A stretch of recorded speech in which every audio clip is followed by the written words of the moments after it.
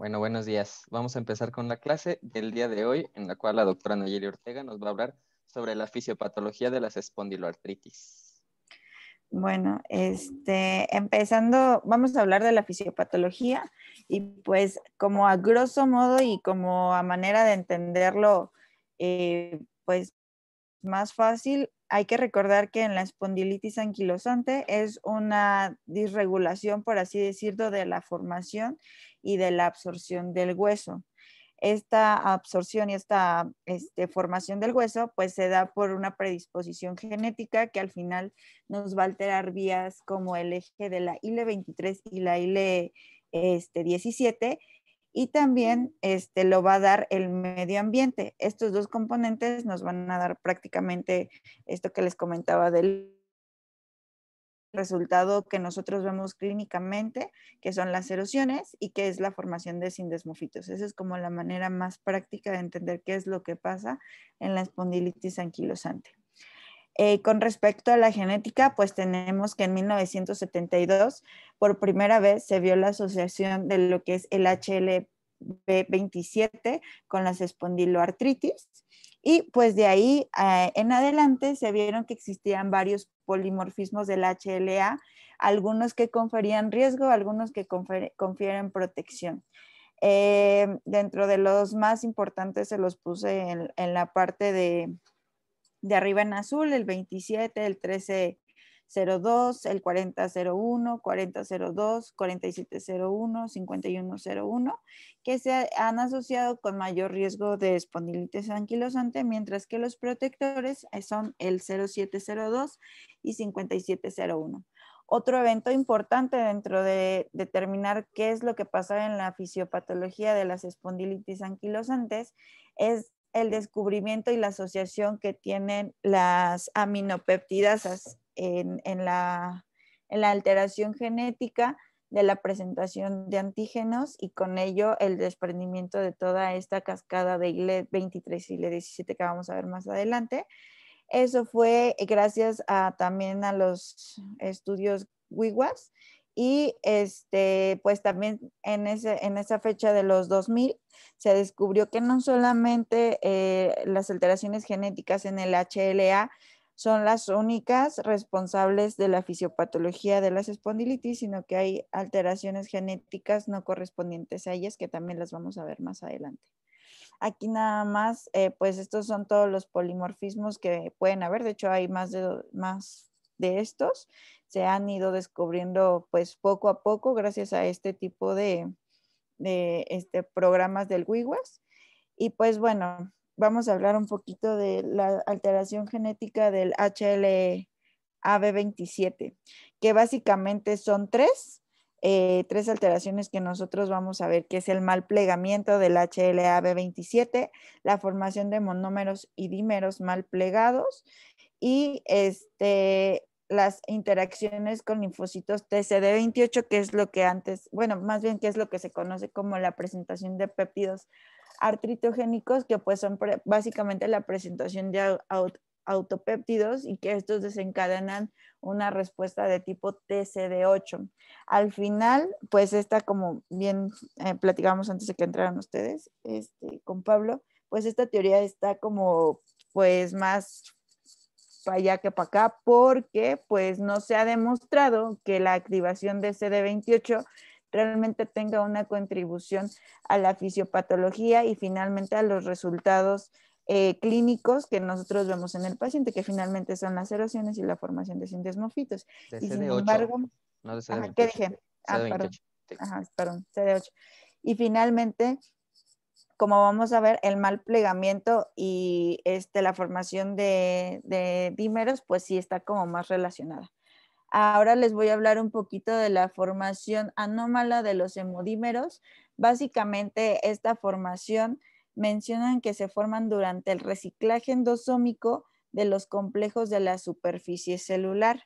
Entonces, lejos de que nosotros tengamos un MHC pues normal, que es la beta 2 microglobulina, con las dos cadenas, con las tres cadenas alfa, pues lo que va a pasar es que solamente se van a formar las beta 2 microglobulinas van a andar perdidas por otro lado y se van a unir en el péptido, bueno, ajá, en el aminoácido 67, formándose así el dímero o, ajá, el dímero, y esto se va a presentar a lo que es la membrana celular y va a activar a receptores de inmunoglobulina de natural killer. Al momento de presentarse aquí, ahora síganme acá, en esta parte de acá, este es lo que pasa después de esta exposición anómala de los hemodímeros. Les comento, se une con el receptor de inmunoglobulinas de natural killer, activando las natural killers y esta a su vez activando a las TH17 y pues aquí ya viene toda la cascada que vamos a ver nosotros de la ILE17 y ahorita vamos a hablar más de las consecuencias que va a tener esto. Esto es por una parte. Por otra parte, tenemos lo que es la teoría de las aminopeptidasas. Hay 3 aminopeptidasas, de las cuales las más importantes es ERAP1 y ERAP2. ERAP1 se ha encontrado en lo que es psoriasis, AIJ y Behçet, mientras que ERAP2 se ha encontrado en lo que es enfermedad de Crohn, uveitis y psoriasis. ¿Cuál es la función normal de la ERAP? Mencionan en los textos que son como enzimas que van a medir ahora sí que van a medir los aminoácidos y los van a cortar cada cierto tiempo. Entonces, ¿qué es lo que pasa con las ERAP alteradas? Lo que yo entiendo es que esos aminoácidos no van a estar bien regulados, o sea, no van a tener la longitud necesaria y eso es lo que le va a dar la malconformación a la proteína, que en este caso ellos mencionan que no saben si el mal plegamiento del HLA-B27 se trate de precisamente estas alteraciones en la ERAP o tenga que ver con otra cosa. Eso es algo que no se ha probado. Pero ahora sí que yo pensando que sí, pues por eso explicaría como el mal plegamiento del HLA-B27. Entonces, por un... Ajá. Aquí hay un detalle. Estas son, la R es de endoplasmic reticulum, o sea que son aminopeptidasas del retículo endoplásmico. Lo que hacen, y una parte muy importante en la que participan, es en la corte de citocinas, ¿no? Como en la corte de proteínas, para que, acuérdense que en las moléculas de histocompatibilidad lo que se presentan son péptidos hacia los linfocitos T. Entonces, lo que cortan son los antígenos, por ejemplo, en péptidos pequeños que puedan ser presentados por las moléculas de histocompatibilidad. Entonces, fíjense, en el lado verde de este círculo, donde dice healthy es ERAP, como lo o sea, normal. las aminopeptidasas no mutadas, vemos cómo los péptidos normales son presentados al HLA-B27 y entonces reconocidos por una célula CD8. Pero ¿qué es lo que pasa con los ERAP mutados? ¿Qué es lo que se ha visto en los pacientes? Esto que dice arriba a la izquierda, ERAP1, variante principal RS30187, es un polimorfismo. Entonces, esos polimorfismos hacen que cambie la actividad de estas enzimas y que entonces se cambie lo que se conoce como el peptidoma del HLA-B27, o sea, los péptidos que son presentados. También tenemos que recordar que las moléculas de histocompatibilidad no pueden expresarse en la membrana hasta que no tengan montada su péptido, su antígeno. Entonces, Péptido. a esto es a lo que se refiere Nayeli en el aspecto de que este cambio en los péptidos puede afectar el plegamiento final, aunque no está demostrado experimentalmente, el plegamiento final del HLA-B27, pero también pues, puede cambiar los péptidos que son presentados por él. Okay. Entonces, al ver un mal plegamiento y yo entiendo así como ahora sí que un mal péptido presentado, causan estrés en el retículo endoplásmico por esta molécula que se llama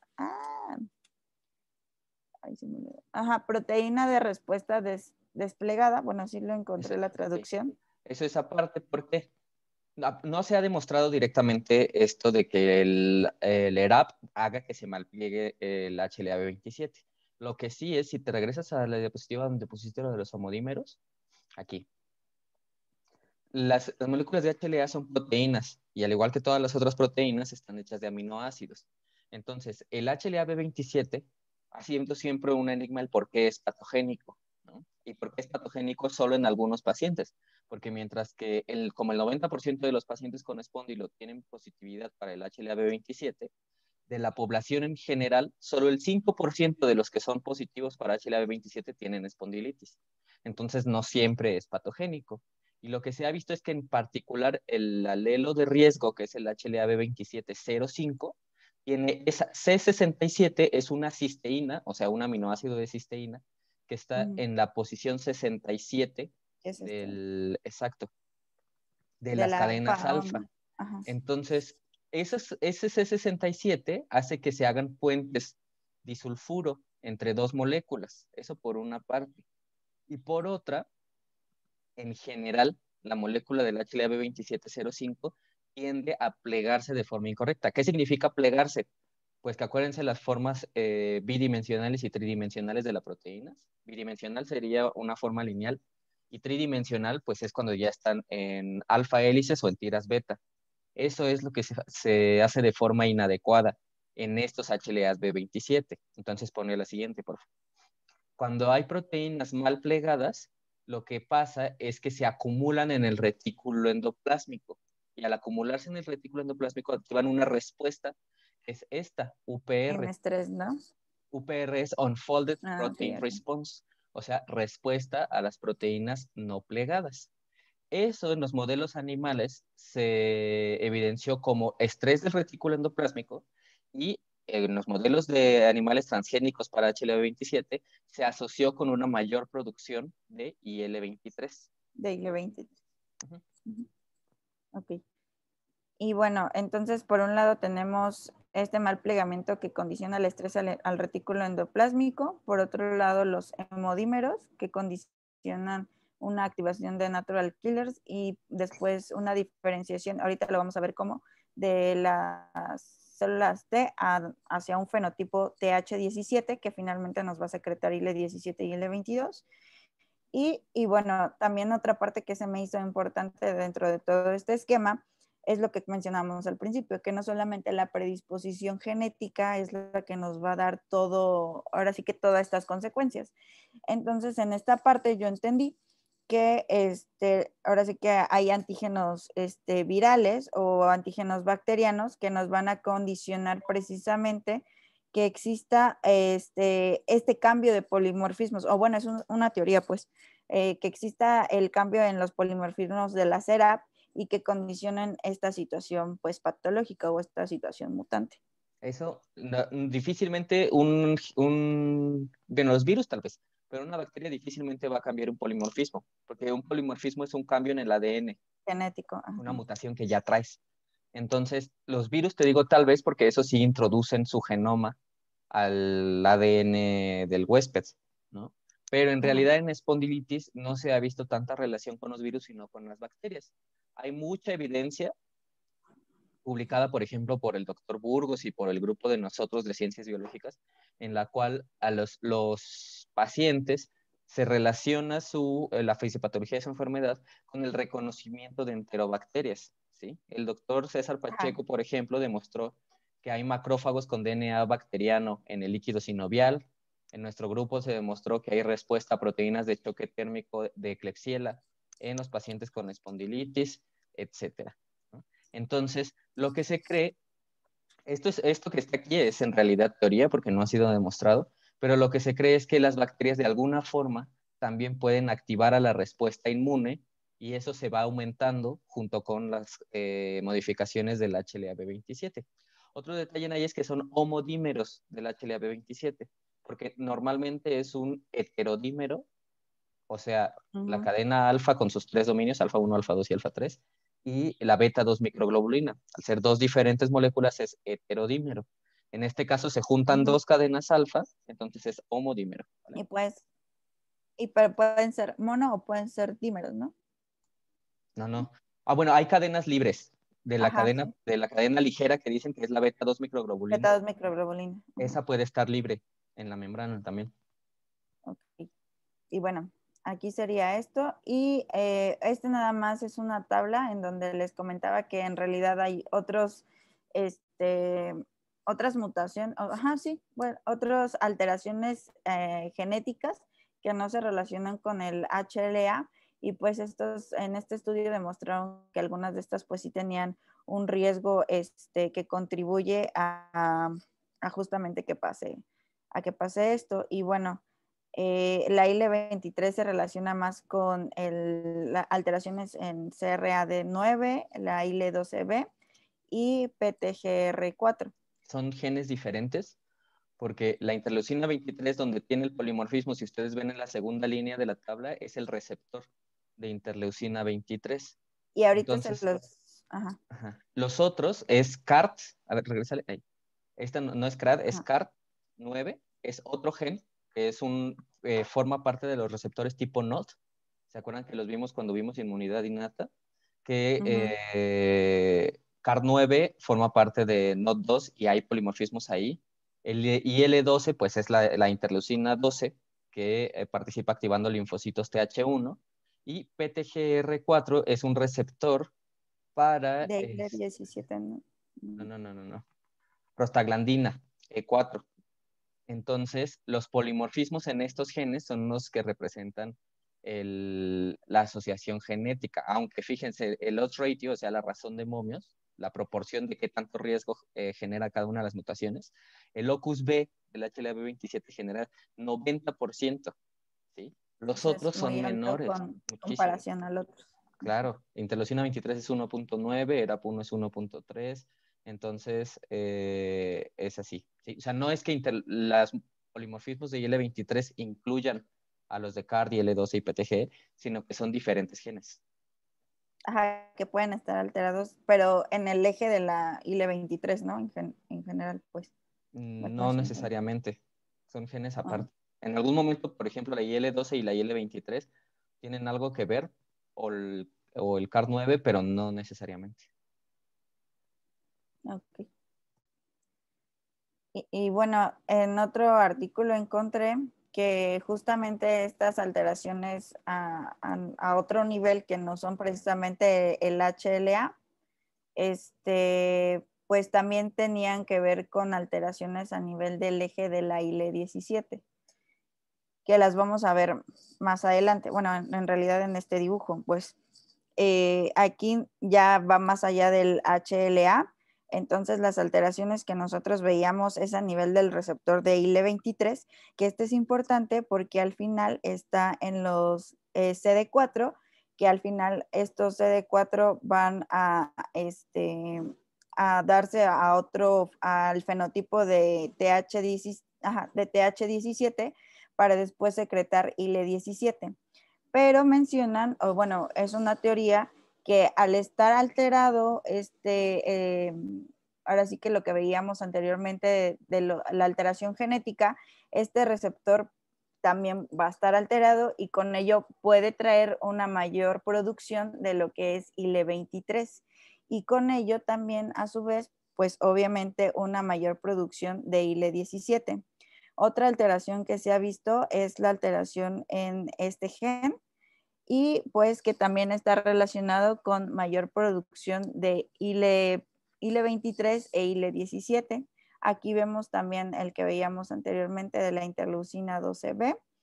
Y pues bueno, como les decía, al final mayor producción de IL-17, alteraciones también a este nivel en los fibroblastos, que con ello pues también nos va que son, bueno, entendí que eran como parte de los receptores de la interleucina 17 y que con ello pues también nos va a traer una respuesta diferente. Ellos mencionaban que era un aumento en la señalización del factor kappa B y pues con ello obviamente mayor pues producción tanto ahora sí que tanto de células mesenquimales como de ¿cómo se llama? De cualquier otro linaje como los osteoblastos y osteoclastos. También mencionaban que al momento de que había mayor producción de IL-17, había también mayor producción de estos receptores de quimiosinas, como la quimiosina 20 y la quimiosina 1. Y pues estos son importantes porque son, bueno, entendí que eran como receptores de IL-6 e IL-8, que también a su vez van a ser importantes, en la producción de neutrófilos que van a ser como parte de la inflamación. Otras alteraciones que se han visto es a nivel de STAT3, que también va a contribuir a la producción de IL-17. O sea, al final todas estas alteraciones nos llevan exactamente como a lo mismo, a mayor producción de IL-23 y mayor producción de IL-17, que pues más adelante vamos a ver cuáles son las consecuencias de esto. Esto nada más es una tabla de cuáles son los polimorfismos de cada una de las interleucinas y sus receptores que se han encontrado que confieren un riesgo tanto de artritis psoriásica como de espondilitis anquilosante. Y bueno, ¿cuáles son como las consecuencias de mayor producción de IL-17? Hay consecuencias tanto en el sistema innato como en el sistema inmune adaptativo. En el innato tenemos la producción de linfocitos 3, que se ha visto con un aumento de ellos en los pacientes con artritis psoriásica y que se relaciona con la actividad de la misma. Más bien aquí estas células son las fuentes de interleucina 17, o sea, son las células que pueden producir IL-17. Ok. Esta que es una gamma delta teta. Son linfocitos T gamma delta, que es que normalmente, acuérdense, cuando vimos los receptores para antígeno, beta alfa, ¿no? Los T normales tienen una cadena alfa y una cadena beta. Estos son otro tipo de linfocitos que en vez de alfa y beta tienen gamma y delta. Linfocitos T gamma delta. Y estos se ven elevados en pacientes con espondilitis anquilosante y artritis psoriásica. Los natural killers, que también incrementan el IL-17. Las células T asociadas a mucosas, que se han encontrado en el líquido sinovial de pacientes con espondilitis anquilosante. Y ya con respecto a las células del sistema inmune adaptativo, las TH17, las TCD8, que se han detectado en líquidos de pacientes con espondilitis anquilosante, y las células T de memoria, que se han visto en artritis psoriásica. Y bueno, ¿cuál es toda la consecuencia de esta cascada? Pues justamente esto, ¿no? La producción, la formación de TH17 nos va a dar la secreción de interleucina 17 y TNF-alfa, que a su vez va a actuar a nivel de los fibroblastos y nos va a dar pues esa situación de desestabilización de la membrana a nivel de los fibroblastos en la articulación. Por otro lado, ya mencionábamos el aumento de la producción de quimiosina 1 y de quimiosina 20, que les mencionaba por aumento de la IL-17, con pues obviamente su correspondiente citosina unida a ese receptor que es la IL-6 para la quimiosina 1 e IL-8 para la quimiosina 20, No, con son activación de los aparte. neutrófilos. Sí, son diferentes. Más bien, Okay. todas ellas funcionan como factores quimiotácticos. Tanto el de De los CXL1, neutrófilos. CCL20, interleucina 8 e interleucina 6, por separado, cada uno de ellos puede funcionar para atraer a los neutrófilos. Sí, Y no pues es que con vayan ello unidos. Ok. Y con ello, pues la inflamación que se presenta en la cápsula, bueno, a nivel articular. Y pues eso es lo que explicaría la artritis. Por otro lado, ya como la formación, las erosiones y los indesmofitos, pues es precisamente la activación de los osteoblastos y la activación de los osteoclastos. Por un lado, los osteoclastos, la IL-17 va a aumentar la producción de RAN, se va a unir al precursor de osteoclasto y con ello pues se va a activar el osteoclasto y pues con ello la reabsorción de la reabsorción de hueso. Y por otro lado, la IL-17 y el TNF van a hacer que aumente la producción de células mesenquimales. Con ello, pues va a haber formación de hueso. Y aparte, esto se ha visto que está relacionado con un aumento de la fosfatasa alcalina y una disminución del RANK, lo que pues ellos aseveran que es dado por la formación de hueso. Y por último, la disimbiosis intestinal, que ellos mencionan que no saben si es como causa o consecuencia de la enfermedad. Han encontrado igual varios polimorfismos a nivel de esta situación. Aquí se los puse, pero pues realmente no saben si hay algo relacionado. Lo que ellos han visto es que hay una disminución de la biota normal y hay aumento de ciertas bacterias, que son estas que menciono aquí. También se ha visto que hay mayor secreción a nivel del hilio de interleucina 23 y pues con ello ellos creen que este aumento de IL-23 pues podría dar todo lo que nosotros ya vimos anteriormente, ¿no? Que es la diferenciación a TH17, con ello mayor secreción de IL-17 y todo lo demás que acaba precisamente en lo mismo que ya hemos comentado. Y pues, nada más. Ok. En el aspecto de la disbiosis, lo que pasa, ya hay también reportes en los cuales se ha visto que hay cambios a nivel de la barrera intestinal de los pacientes. Acuérdense que las células se tienen que unir entre ellas por uniones estrechas, ¿no? Dentro de las cuales puede participar la sonulina o la ocludina, uniendo dos células epiteliales entre ellas. Lo que se ha visto en los pacientes es que hay una disminución en esos marcadores y que entonces la barrera intestinal está más permeable, por un lado. Por otro lado, se cree que una de las fuentes de la inflamación en los pacientes es el intestino. Nosotros publicamos un artículo en 2018 en el que encontramos evidencia de que en sangre de los pacientes hay linfocitos T gamma delta que se activaron originalmente en el intestino y que probablemente se dirigen hacia la articulación, que además esas que vienen desde el intestino ya vienen más predispuestas a activarse porque tienen un aumento en la expresión de TLRs como TLR2 y el TLR4. Esto nosotros no hemos sido los únicos en proponerlo, sino que también hay otros grupos en los cuales se ha visto que células linfoides innatas tipo 3, o sea, ILC3, también pueden migrar desde el intestino y se pueden encontrar en la médula ósea o en el líquido sinovial de los pacientes. Eso por un lado.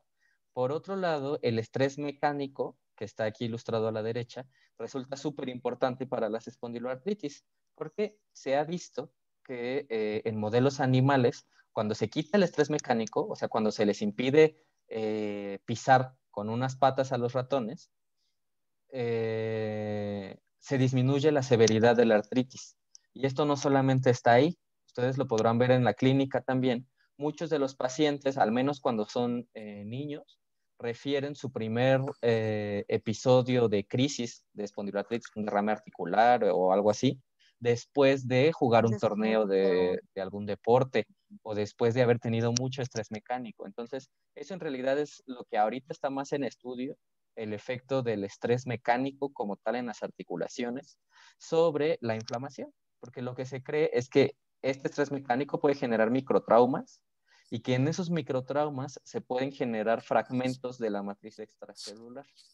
¿Se acuerdan cuando vimos respuesta inmune innata? Vimos PAMPs y DAMPs.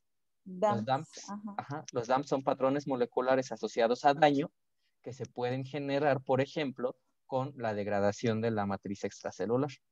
Entonces, esta también es otra de las teorías. Ya tenemos varias entonces. Y son teorías porque difícilmente se han reconocido en los pacientes estas, que son el HLA-B27, el mal plegamiento. De hecho, no se ha demostrado en los pacientes la respuesta a las proteínas mal plegadas. Yo la intenté buscar en el doctorado y no salió. Y otros grupos también. Lo que sí se ha demostrado del HLA-B27 en humanos es la expresión de homodímeros, tanto en el intestino como en las articulaciones de la columna vertebral. La otra es la disbiosis, que eso es un hecho que existe, pero como bien dijo Nayeli, no se sabe si es causa o consecuencia. Y el estrés mecánico, ¿sí? Ahora, algo muy importante es que muchos de los grupos han centrado su atención a la interleucina 23, pero no sé si alguno de ustedes sabe qué ha pasado con los ensayos clínicos de inhibidores de IL-23 No, en pues espondilitis. no funciona. No funcionaron, ¿sí? Entonces, Sí. lo más probable es que en estos pacientes existan fuentes de interleucina 17 que sean independientes de IL-23. IL-23, como lo pueden ser las células NKT o las células gamma delta, ¿sí? Entonces, ¿por qué? Porque los inhibidores de IL-17 sí funcionan, al igual que los inhibidores de TNF. Entonces, es un ejemplo de cómo los ensayos clínicos nos brindan información sobre la fisiopatología de la enfermedad. Pero entonces ahí también se echaría como a perder la teoría del mal plegamiento, ¿no? Porque se supone que eso genera más IL-23. IL-23. Ajá. En este caso de espondilitis sí, pero hay otras enfermedades en las que el malplegamiento se relaciona con otro tipo de inflamación, no necesariamente regulado por IL-23. Pero sí, o sea, sí, tienes razón, es un punto en contra de la teoría del malplegamiento. En cuanto a la teoría de que directamente el malplegamiento cause el aumento de IL-23, porque otra cosa que existe es la activación de la autofagia. Sí, que la Sí, también autofagia, en el estrés, ¿no? Del sí, retículo endoplásmico. ¿sí? La autofagia se relaciona con el autoconsumo de organelos celulares por parte de una célula. Entonces, se cree que ese malplegamiento del HLA-27 pueda, en vez de la respuesta a las proteínas mal plegadas, que pueda activar a la autofagia y que esta autofagia se relacione una de dos, o con cambios en la microbiota, porque eso ya se ha visto en enfermedad de Crohn. Por ejemplo, en los pacientes con enfermedad de Crohn la autofagia es deficiente. Entonces las bacterias pasan como Juan por su casa a través de la barrera intestinal, favoreciendo la inflamación. Entonces puede ser que algo así sea lo que ocurre en los pacientes con espondilitis, pero todavía está en estudio. Yeah. No sé si tengan preguntas. A mí me surgió como una duda, pero, o sea, no precisamente de la espondilitis, sino de la T de memoria. ¿Eso de dónde sale la T de memoria? Los linfocitos, acuérdense, a ver, ¿alguno de los compañeros que puede explicar de dónde salen las células T o B de memoria? Las B sí sé, pero las Pues las T. T igual, las T es igual, que una vez que se activan porque reconocen a su antígeno, algunas de ellas se vuelven células T efectoras y se diferencian a TH1, TH2, TH17, tal, y otras se convierten en células de memoria, que al igual que las células B, tienen una mayor afinidad por el antígeno, tienen una respuesta aumentada y tienen una vida mayor. Se pueden almacenar en los órganos linfoides por años, por ejemplo. Y lo que vimos aquí en la diapositiva que nos pusiste de las productoras de IL-17 es que se ha descrito que hay células T residentes de memoria. El que sean residentes de memoria se refiere a que no están en los órganos linfoides, sino que se guardan en el tejido como tal. O sea, hay células de memoria que están en la piel o en el intestino o en las articulaciones que han durado ahí por años. Ay, Son no te escucho, Pablo. ¿Ah, ya no se escucha? ¿Ahora ya? Hola. Sí. Ok. Ya. Entonces, que esas células de memoria que están en los tejidos, las residentes de memoria, son el remanente de una activación previa, pero que tienen una mayor respuesta. Esas son las residentes de memoria. ¿Y qué crea más memoria? Los linfos B, ¿no? Que los T. No, igual. Igual. Sí. Okay. Dependerá en cada enfermedad. Ajá. Oye, Pablo. Bueno, tengo una duda. Primero las damas, chavas. Primero le decimos a Graciela y luego a Chava. Okay. Perdón.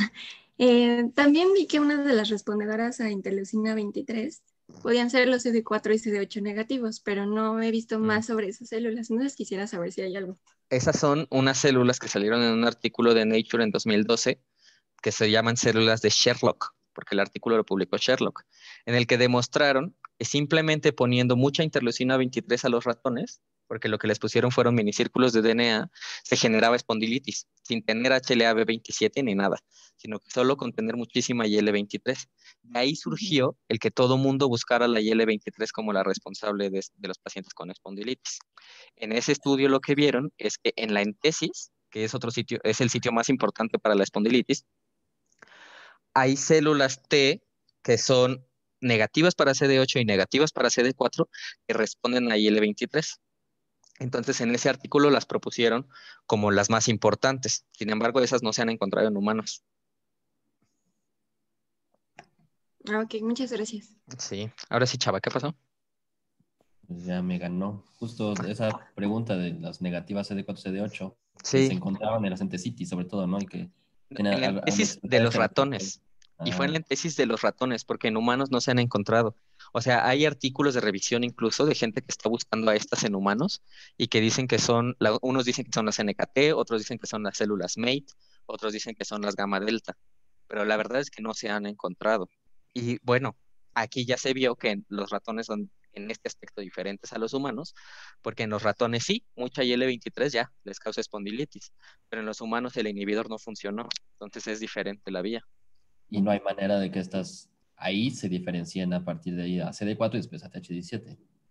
No, porque las dobles negativas solamente existen en el timo. En el desarrollo normal de los linfocitos T hay dobles positivas y dobles negativas y son etapas en el desarrollo de las células T normal, pero que Que son, necesitan a las células del estroma tímico. que son CD3 positivas, ¿no? Ajá, son CD3 positivas, exacto. Sí, Gracias. de nada.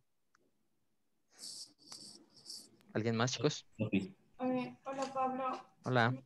Bueno, en cuanto a la disbiosis intestinal, no sé si tú conoces algo en cuanto a lo que son los tratamientos con los probióticos. Ah, No sé si esto ha dado, o sea, una mejoría, ha disminuido no, la no hay inflamación. evidencia. No hay Ujú. evidencia de que los probióticos mejoren algo en los pacientes. Lo que no se ha explorado y que puede ser que funcione más son los trasplantes fecales. En las pacientes con enfermedad de Crohn y con CUSI, sí se les ha realizado trasplante fecal de individuos sanos que no han recibido antibióticos hacia los pacientes y eso les mejora muchísimo la enfermedad. Eso no se ha intentado en espondilitis, pero puede ser que sea lo más adecuado, porque en los probióticos no hay ninguna evidencia. Y de hecho, estas especies de bacterias que están aumentadas, que les pone aquí en Nayeli, como Ruminococcus, han sido estudios aislados los que los han encontrado y no hay como tal evidencia de que una bacteria sea la causante. Antes se decía que Klebsiella, ¿sí?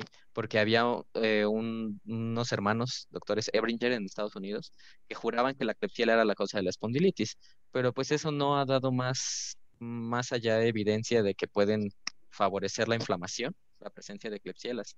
Entonces, no hay hasta ahorita una forma de manipular la microbiota y que eso ayude a los pacientes. Ok, gracias. Sí. Bueno, pues si no hay más preguntas, chicos, muchas gracias.